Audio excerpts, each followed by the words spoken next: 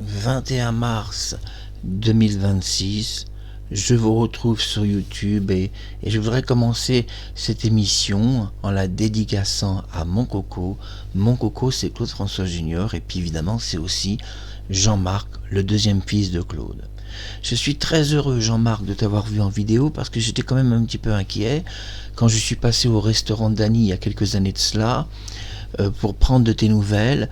J'ai été très étonné de ce qu'on m'a dit, que tu n'étais pas en très bonne santé, et j'ai vu effectivement dans la vidéo que tu semblais un petit peu amaigri, mais garde l'espoir parce que cette série d'émissions prouve que Claude François n'est sans doute absolument pas mort, en tous les cas pas comme on nous l'a dit, comme on le raconte, comme on l'explique.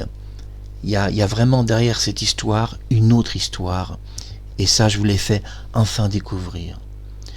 Et puis, puisque nous sommes dans la découverte, je voudrais tous vous saluer, que ce soit la sœur de Claude François ou la capitaine des Claudettes, Sylvia Borg, que vous appelez Dany, mais aussi toutes les autres Claudettes, parce que mes jolies filles, restez avec moi, j'ai quelque chose à vous montrer de très intéressant dans cette vidéo. Je sais que vous aimez bien Claude, vous êtes assez passionné, je parle des Claudettes, mais j'ai envie de vous montrer quelque chose de très intime sur Claude François, de très privé. C'est son premier amour en Égypte, qui, malheureusement, aucune photo n'a jamais été publiée. On est là pour parler de Benjamin Beguine. Il prononçait Beguine, mais c'est Benjamin Beguine. Elle ne se prononce pas B, mais B en anglais, puisqu'elle avait de la famille anglaise. Benjamin Beguine, c'est le premier amour de Claude François. Il en a souvent parlé, que ce soit à la télévision, dans les radios, dans les médias, dans les journaux. Sa sœur, malheureusement, n'a rien proposé, n'a jamais publié une seule photographie de Benjamin Beguine, du moins à ma connaissance. Et c'est vrai que tout le monde parle d'une fille un peu irréelle. Claude nous décrit un premier amour qui, selon lui, ressemblait beaucoup à France Gall. Je ne suis pas très convaincu, puisque je connais sa photo, qu'elle ressemble du tout à France Gall, mais du moins un peu, peut-être dans les cheveux, peut-être dans le profil, mais je trouve qu'elle a une autre personnalité. Elle a des bras très fins, une peau très fine, elle portait des robes courtes, pas longues, mais courtes, semi-courtes, on va dire, et elle portait aussi des vêtements très dégagés parce que il fait très chaud en Égypte. Et c'est vrai qu'en Égypte, ce sont des records de chaleur et puis la nuit, il fait très froid. C'est tout le contraire. Alors cette chaleur égyptienne du Nil, Claude rencontre Benjamin Beguine. On va découvrir sa photo dans quelques minutes. Restez avec moi. Mais avant, on va faire un peu la connaissance de cette petite fille. Claude François vivait en Égypte, il vivait dans sa ville d'Ismaïla, où d'ailleurs il est né. Et oui, il est né à Ismaïla, en Égypte. Et puis dans cette ville, eh bien, il fréquentait surtout des petits camarades de jeu et jouait au football, mais il passait son temps, Claude François, à faire de la natation dans le Nil, ce qui est assez dangereux, parce que le Nil a mauvaise réputation. On a dit que parfois un crocodile s'y perdait, et que c'était pas rare de retrouver des gens dévorés par un crocodile. C'est une légende, mais qui a perduré, car on a vu beaucoup de gens disparaître dans le Nil. C'était dangereux de se balader dans le Nil. Et de l'époque de l'Égypte antique, le Nil avait été nettoyé par les Égyptiens, mais il y avait des rites initiatiques où parfois un crocodile était balancé, et le but était de nager sans avoir peur, puisque la divinité vous protégeait. Claude François est petit. Il a des camarades de jeu, des amis qui sont italiens, portugais, espagnols, anglais. Claude, oui, fréquente ce qu'on appelle une colonie qui est très diversifiée. Nous savons que contrairement à ce qu'il a dit, il n'y avait pas de gâteaux, il n'y avait pas de feuilles de service que l'on signait et puis ensuite la compagnie payait. La compagnie s'est exprimée là-dessus, sur des déclarations de Claude François qu'ils ont trouvées un peu farfelues, un peu étranges. Il n'y avait pas de domestique non plus. La compagnie du canal de Suez n'était pas très riche et n'avait pas le moyen d'engager des domestiques. Mais il y avait des domestiques dans la compagnie anglaise du canal de Suez, et si Claude avait des petits amis anglais, peut-être l'ont-ils entraîné auprès de ces compagnies anglaises, et eux, effectivement, avaient des domestiques, mais pas les Français. Ainsi, on est très très étonné parce que Claude, dans les années 60, explique qu'il était entouré de domestiques, que c'était un petit bourgeois, un petit garçon riche, avec des gants de satin, ou de soie, ou ce que vous voulez. Ne croyez pas tout à fait à l'histoire comme on nous le raconte. Il y a, je dirais pas du faux, mais en tous les cas, c'est pas clair, son histoire n'est pas claire, puisqu'on peut vraiment par les archives et aussi par les témoignages le prouver, puisqu'il y a eu une enquête ministérielle sur Claude François qui a été faite suite à des déclarations qu'il a fait en 1960, où il a déclaré travailler avec son père Aimé François à la compagnie. Malheureusement, l'enquête a été très négative et a prouvé que Claude François ne vivait pas en Égypte, n'avait jamais travaillé avec son père.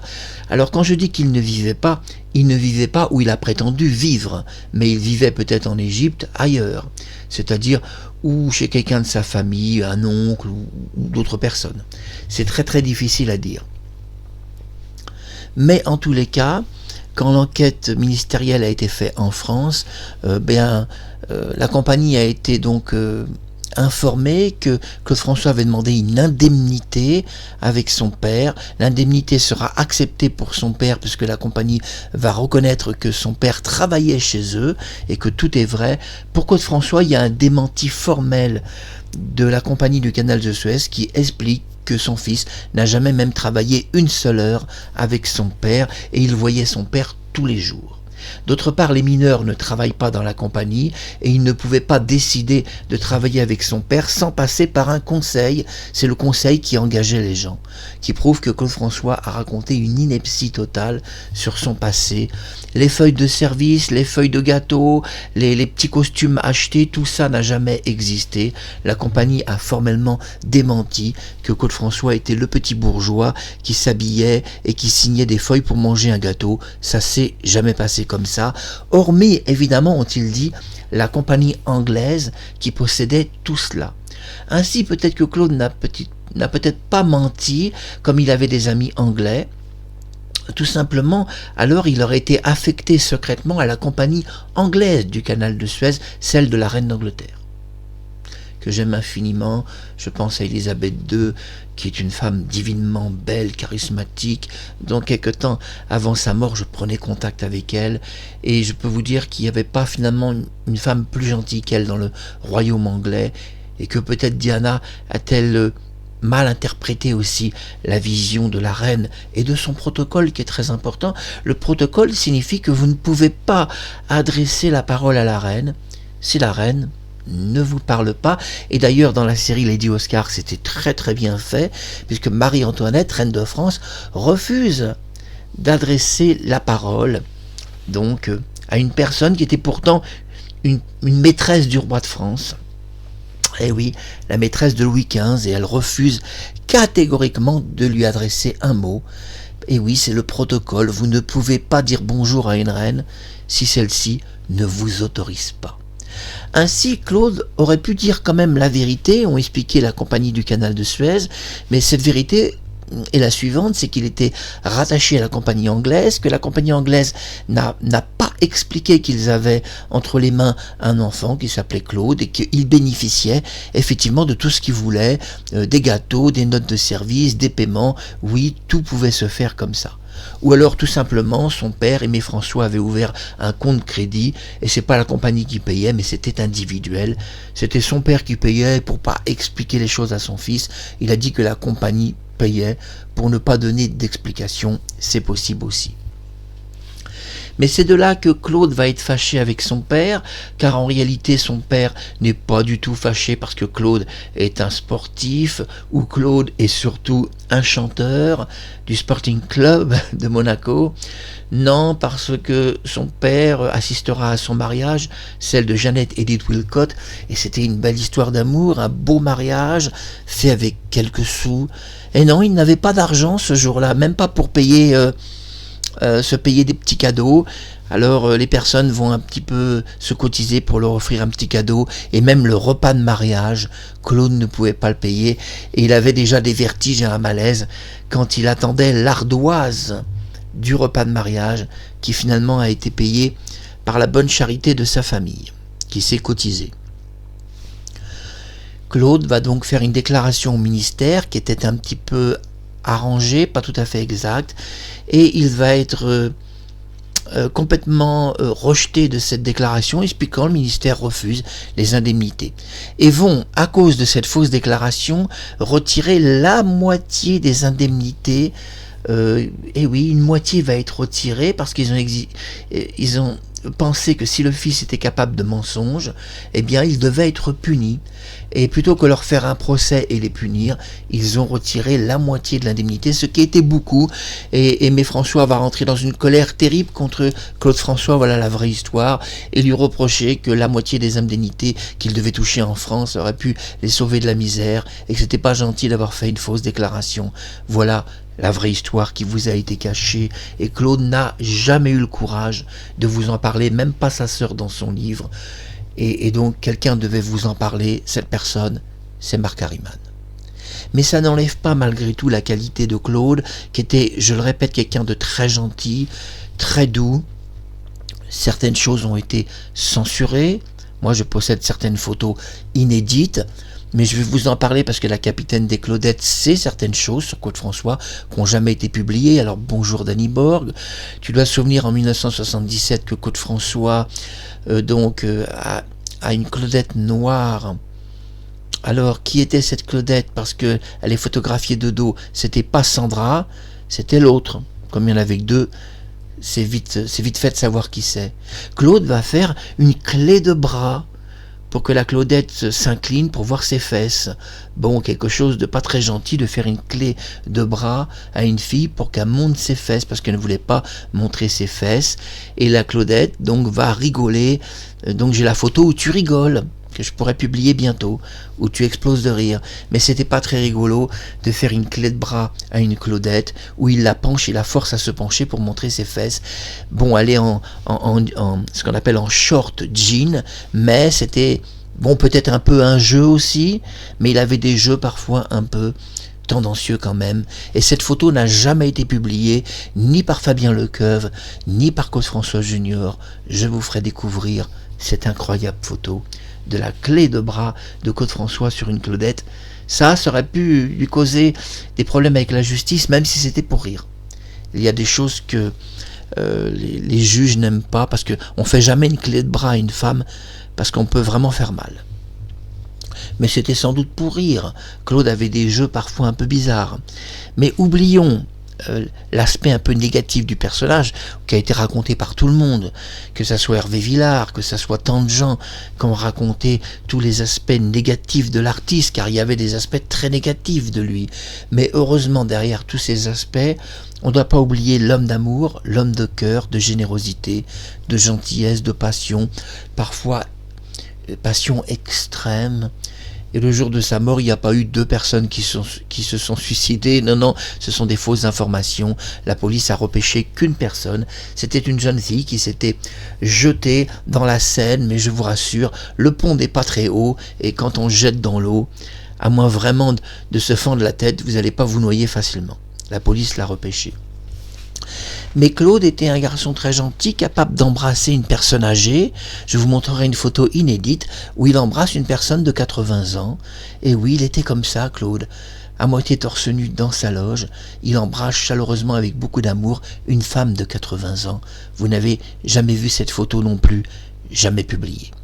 Restez donc avec nous, et maintenant découvrons le mystère de Benjamin Béguine. Je vous parle d'elle, mais maintenant je vous montre sa photo. Voilà la photo inédite. Benjamin Béguine. Alors Benjamin c'est le nom d'un garçon, Benjamin c'est le nom d'une fille. Voilà cette belle petite fille que personne n'a jamais vue. J'ai voulu vous faire cette surprise sur YouTube de vous publier cette photo, parce que Claude a tellement parlé de ce premier amour sans nous avoir montré même à quoi elle ressemble. Et pour ce 21 mars 2026, j'avais tellement envie de vous montrer cette belle petite fille. C'est vrai qu'elle est belle, hein, elle est mignonne. Et je pense que à 30 ou 40 ans, elle devait être vraiment très très belle. Oui, elle ressemble un petit peu à France Gall, mais vraiment très très très peu, hein. Mais regardez comme elle est jolie, des bras dénudés puisqu'en Égypte il fait très chaud, une robe à base de lin parce que en Égypte on porte on porte le lin, on porte toutes ces matières qui résistent à la chaleur, une belle blonde, cheveux longs, regardez les yeux très intenses, un nez retroussé. Claude avait dit la vérité, elle était comme ça. Il n'a pas menti, attention, sur tout son passé, il n'a pas toujours menti, il a dissimulé. Il n'a pas menti, il a dissimulé. Ce qui n'est pas pareil. Parce que le mensonge, c'est quand vous racontez n'importe quoi aux gens. Et dissimuler, c'est quand vous parlez d'une belle petite fille au nez retroussé et que vous montrez jamais sa photo, alors que la photo, vous l'avez dans votre calepin. Vous voyez tout de même le problème. Il est quand même de taille. Benjamin Biguine. Biguine en anglais, pas Béguine. Benjamin Biguine. Claude prononçait Béguine, donc je rectifie. Benjamin était une très belle petite fille qu'il a rencontrée. C'est son premier amour. Bon, c'est aussi la première fille qu'il a rencontrée. Ne rigolez pas, mais bon, c'était à dire. Elle jouait au bord de l'eau, près du Nil. Elle jouait à Ismaïla aussi. Elle jouait dans la ville avec les petits étudiants. Claude la rencontre, tombe amoureux, mais petit problème, sa famille qui vit dans les quartiers chics et pas pauvres, parce que Claude François va expliquer que Benjamin était une fille pauvre. Là, il a menti volontairement parce qu'il savait qu'elle était très riche. Elle était très très riche, Benjamin Biguine, et vivait dans les quartiers très chics et très luxueux de Ismaïla. Elle vivait en haut de la ville. Et Claude va raconter, bon, un peu un baratin, que sa famille l'a séparé parce que lui était riche et elle était pauvre. Eh bien, ça s'est jamais passé comme ça. Et si je vous montre sa photo, c'est que j'en sais quand même plus que Claude François sur cette belle petite fille. Non, en réalité, il va lui dédier une chanson. Alors dans le répertoire de Claude François 1963, si je vous dis une chanson d'une petite fille riche, c'est qui? C'est la petite fille riche toute seule sur cette plage, pauvre petite fille riche. C'est en effet sur une plage qu'il rencontre Benjamin Biguine, c'est le coup de foudre, elle joue avec lui, s'intéresse à lui et l'aime, mais elle l'aime, on ne sait pas de quelle manière, si c'était sentimental, amoureux ou amical, on a jamais su, parce que Claude est tombé amoureux et a gardé un amour secret. Il révélera de longues années après que tout était surtout dans son cœur et platonique, car il ne s'est rien passé de physique avec elle, même pas un petit bisou sur la bouche. Un vrai amour platonique qui fait très mal. Alors le premier amour platonique fait toujours très très mal, parce qu'il est une base de la spiritualité, et vous aimez non pas le corps, mais l'esprit de la personne, et ça peut faire très mal. C'est la première fois que vous découvrez Benjamin Biguine. Oui, Claude en a tant parlé, sa sœur en a parlé, ses enfants en ont parlé, mais voilà, vous parlez, vous montrez pas grand-chose. Et l'important, c'est pas de parler, c'est aussi de montrer de temps en temps que cette vérité arrive devant vos yeux. Benjamin Biguine, passait son temps au départ à Ismaïla, au sein du petit village. Donc elle se promenait près d'une plage, c'est la vérité, c'est là où il la rencontre. Il la rencontre sur une plage et il lui dédicace Pauvre petite fille riche, qui n'est pas une chanson dédicacée à France Gall. Claude a donné deux versions, une première France Gall et la seconde version, c'est Benjamin Biguine, c'est la vraie version. Mais France Gall lui ressemblait tellement... pas certain qu'elle lui ressemblait. Pour moi, France Gall ne ressemble pas du tout à Benjamin, mais pas du tout, du tout. Mais chacun se fera son opinion. Il rencontre cette petite fille, il est très jeune, c'est la première petite fille qu'il rencontre, elle joue avec lui, passe plusieurs heures avec lui régulièrement sur cette plage, il la rencontre presque tous les jours, et au bout de quelques semaines, c'est le grand amour, le grand coup de foudre.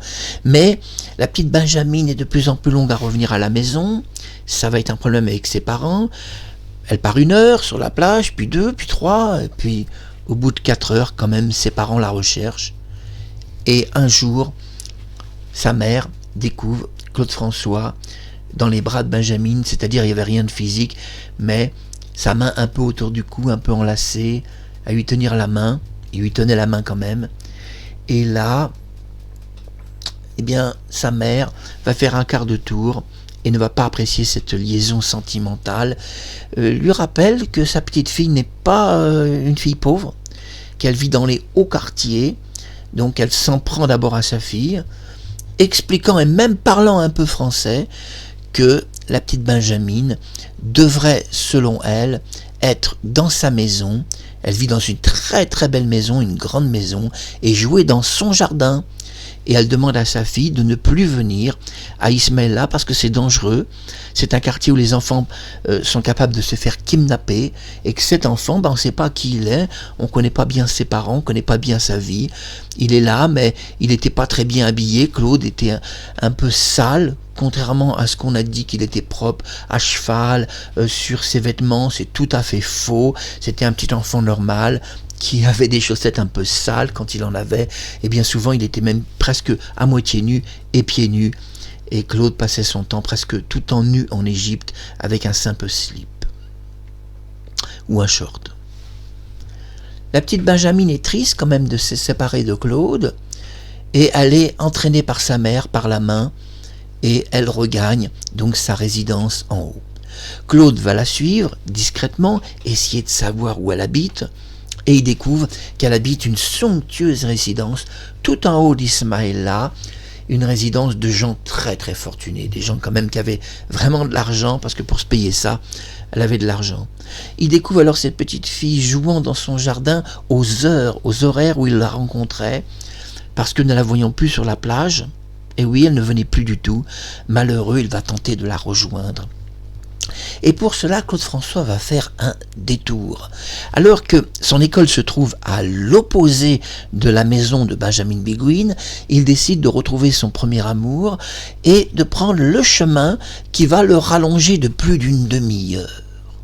Claude François perdait une demi-heure le matin pour aller à l'école. Alors, il faisait un prétexte auprès de sa mère, qu'il voulait partir un peu plus tôt, qu'il allait faire sa gymnastique ou se promener, ou voir des camarades, des amis. Et non, il partait vraiment beaucoup plus tôt, et donc devait faire une demi-heure de marche à pied pour aller à la maison de Benjamin Biguine. Et comme il revenait en courant, puisque c'était déjà un sportif, il mettait que 10, 12, 14 minutes à revenir en courant, et il revenait en courant, il arrivait trempé de sueur à son école. Le premier matin, où il ne voyait plus Benjamin depuis quelques jours, Claude se réveille, se barbouille le visage. On prenait pas forcément des douches ou des bains à cette époque-là. On avait une marmite, on se barbouillait, Claude se barbouille, se rafraîchit un peu le visage et se met à marcher vers la résidence de Benjamin. Ce jour-là, il la voit. La petite fille sort et joue dans son jardin. Elle avait des animaux, elle avait un petit chien notamment, et elle jouait avec son petit chien, avec la babale. La petite fille ne semble pas quand même avoir oublié Claude. Et alors, Claude va grimper, escalader la résidence au risque de sa vie et de tomber et même de se tuer. Il prenait tous les risques pour la voir, tous les risques parce qu'il était vraiment profondément amoureux de Benjamin Biguine, qui était son amour d'enfance, le plus fort et le plus grand, dira-t-il. Et là, il a dit la vérité absolue sur la question. Je peux vous dire que ma source de renseignement est quand même très très sûre. Il la regardait, les yeux émerveillés.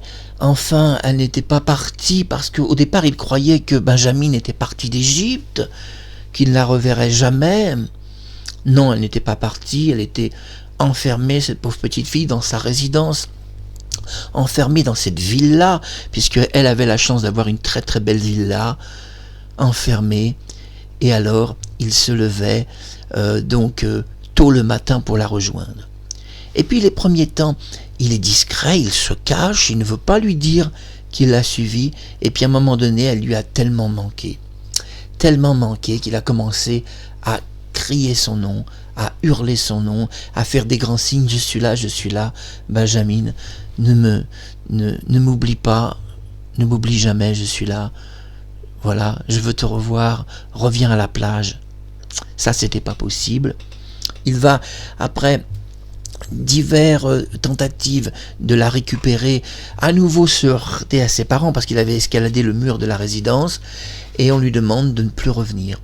Mais il va faire tout le contraire et il va continuer inlassablement de revenir voir cette belle petite fille qui était Benjamin Béguine, qui était, vous savez, c'est une histoire en Égypte, on parle des années 50, vous voyez, c'est vraiment les années 50. Et cette histoire donc se passait, Claude est né selon la version officielle 1939, bon, il avait 7-8 ans, vous voyez, il était vraiment tout petit, et donc à cet âge-là, on était même pas aux années 50 à peine, mais en tous les cas, il a quand même vécu en Égypte, puisque ça on peut le savoir sur certaines informations comme celle-ci. Benjamin Béguine, il continue de vouloir la voir. Il continue de l'aimer secrètement et continue tous les matins de se lever et il marche en chantant et il chante. Eh oui, il marchait en chantant. Il chantait déjà, Claude, tous les airs égyptiens, américains ou autres. Et comme la route était longue, alors il chantait sur la route pour rejoindre cet amour d'enfance. Et c'était, vous savez, il était tout petit, il n'avait pas 10 ans, vous voyez ce que je veux dire. Il n'avait pas fêté son 10e anniversaire. C'était vraiment un petit garçon à cette époque-là. Ce premier amour qui vous foudroie pour toute une vie et qui vous marque à jamais du fer rouge de la sensibilité du cœur, de l'amour et de la passion.